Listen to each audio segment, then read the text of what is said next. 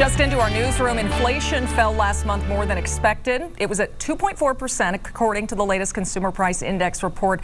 Worth noting, though, egg prices reached a record high in March. Right. There are so many questions, especially with all the changes happening right now. Bruce Allen with Bruce Allen Investments is joining us. And, you know, we were just talking about how we're kind of in this all the time. But for folks who are catching bits and pieces of it, what is happening in this situation? Do you qualify it as a crisis? What would you? How do you describe it? I don't think there's any doubt that the way the markets are responding, that this is a new kind of a crisis in terms of what's happening in terms of policies with tariffs.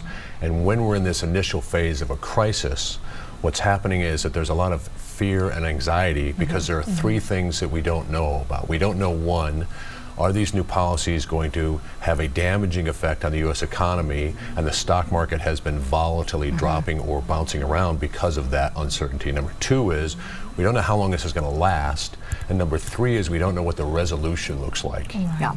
I mean, when you advise clients right now, what are you telling them to do?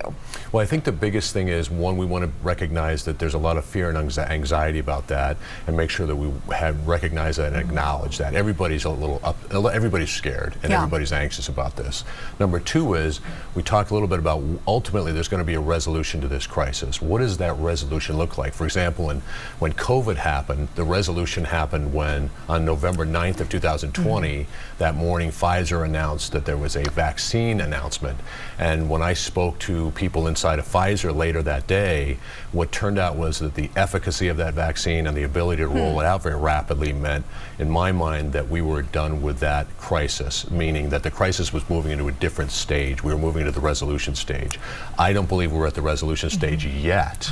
Interesting. But we had definitely a pause yesterday, and we'll see how this continues to unfold. Yeah, and certainly the 2008 crisis lasted much longer. Yeah, it did. And the great financial crisis also, there was a resolution in March of 2009 because the Democrats and Republicans together convinced the accounting standards boards to remove mark-to-market accounting, which is the accounting standard that caused the banks to have tremendous volatility in their balance sheets.